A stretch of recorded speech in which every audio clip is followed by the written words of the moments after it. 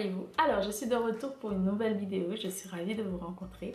Si vous êtes nouveau sur la chaîne ou nouvelle, sachez que donc je m'appelle Immacula Hélène Cyprien, que je parle ici de mes lectures, de la culture et bien évidemment de tout ce que je peux lire, principalement de la littérature afro-caribéenne, mais ces temps-ci, ça va un peu s'élargir.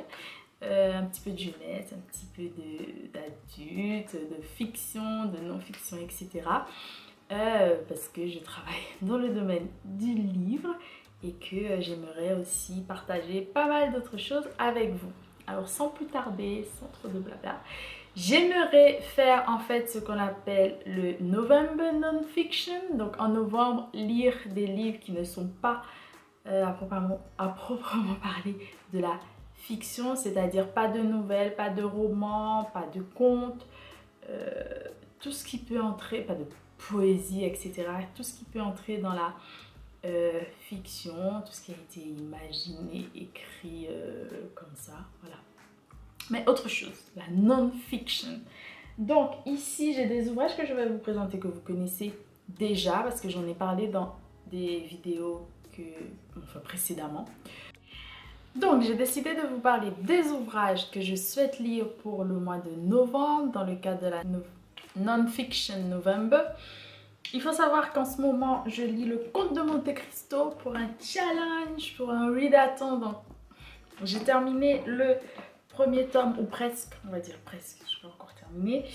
Donc, ça prend du temps parce que chaque tome possède plus de 700 pages, donc c'est du travail, mais je souhaite quand même terminer des ouvrages et j'en ai mis d'autres sur ma liste. Donc celui-ci qui s'appelle donc L'œuvre sans auteur, le destin tragique d'une famille allemande. Je vous en ai déjà parlé, je vous ai lu également la 29e page que je vous laisserai aller lire. Je compte lire également certains passages de super-héroïne, histoire politique de William Blanc, que j'ai eu la chance de rencontrer d'ailleurs. Donc sur l'afrofuturisme et le féminisme, etc.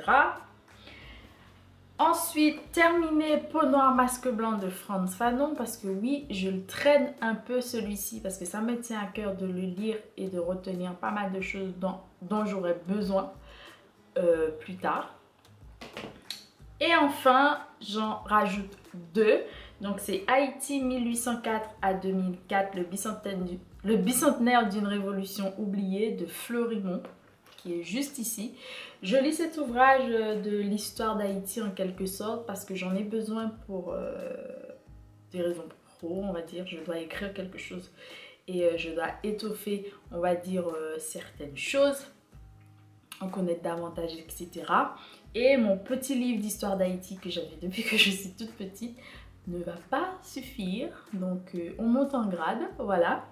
Et enfin, je ne l'ai pas avec moi, mais je vous mettrai une photo, c'est l'ouvrage de Christiane Taubira qui s'appelle Nuit d'épines. Donc voilà, je ne sais pas ce que vous comptez lire donc pour le mois de novembre, n'hésitez pas à me dire ce que vous comptez lire. Si vous pensez de lire des ouvrages qui ne sont pas de la fiction, donc pas de roman, pas de théâtre, pas de poésie, pas de contes, pas de nouvelles, voilà, laissez-moi en apprendre davantage. Je ne sais pas si je vais pouvoir terminer, pour être sincère avec vous, parce qu'il y a vraiment beaucoup de choses à lire. Il y a normalement les prix littéraires qui sont tombés et qui vont continuer à tomber, donc pas mal de boulot, etc. Donc on verra comment ça se passe. En tout cas, on a toujours des livres à lire, toujours des piles à lire et ça fait plaisir. Voilà, ben je vous embrasse très fort et je vous dis à très bientôt pour de nouvelles vidéos. N'hésitez pas à vous abonner et à bientôt.